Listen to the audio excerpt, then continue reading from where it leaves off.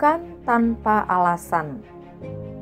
Bertobatlah dan berpalinglah dari berhala-berhalamu, dan palingkanlah mukamu dari segala perbuatan-perbuatanmu yang keji.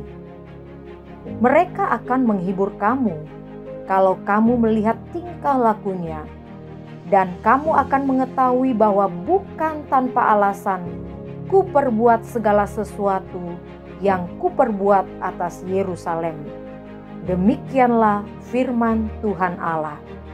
Yehezkiel 14 ayat 6 dan 23.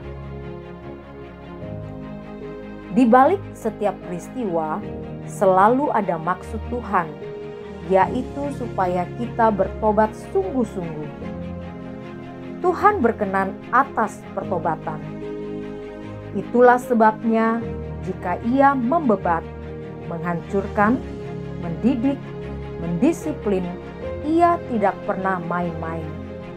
Bila hal itu baik dan membawa kita kepada pertobatan, maka Ia tidak segan melakukannya. Saat itu, Tuhan sebenarnya sudah muak dengan kejahatan bangsa Israel yang hatinya tidak lagi condong kepada Allah, melainkan kepada ilah-ilah yang lain. Mereka jatuh ke dalam perbuatan-perbuatan yang jahat di mata Tuhan. Namun, melalui Nabi Yehezkiel, Tuhan memperdengarkan suaranya.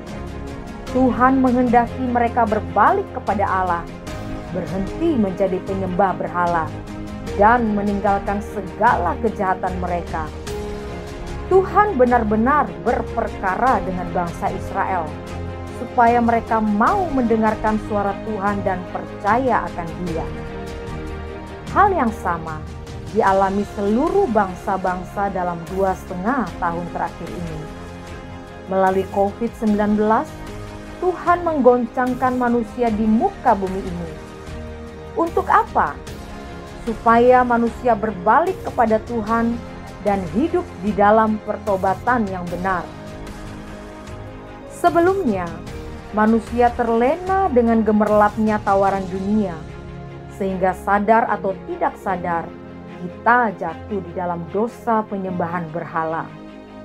Penyembahan berhala di sini mungkin bukan berupa patung atau benda-benda mati yang kita simpan dan kita sembah, melainkan hal-hal yang menarik perhatian kita lebih banyak atau lebih besar daripada kepada Tuhan itu sendiri.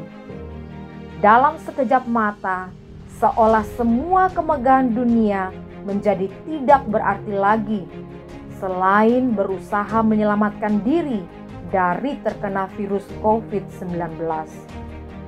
Seolah Tuhan tidak sayang dengan nyawa manusia, yang dalam sekejap berjuta-juta orang meninggal karena virus yang kecil.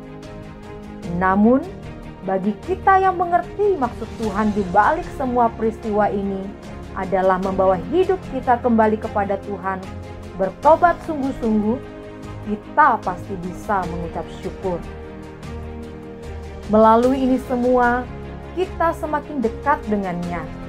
Kita jadi bisa menghargai begitu bermaknanya sebuah kehidupan dan tidak mau menyia-nyiakannya.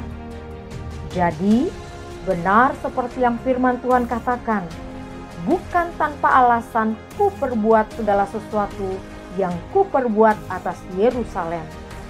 Bila itu mendatangkan kebaikan bagi umatnya, maka Ia tidak akan segan mendidik dengan gada dan tongkatnya.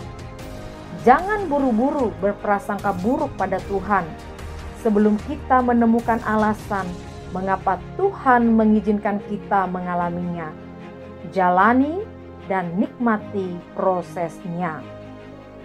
Kita tidak bisa mencegah bila orang berprasangka buruk terhadap diri kita. Namun kita bisa mencegah diri kita berprasangka buruk kepada Tuhan.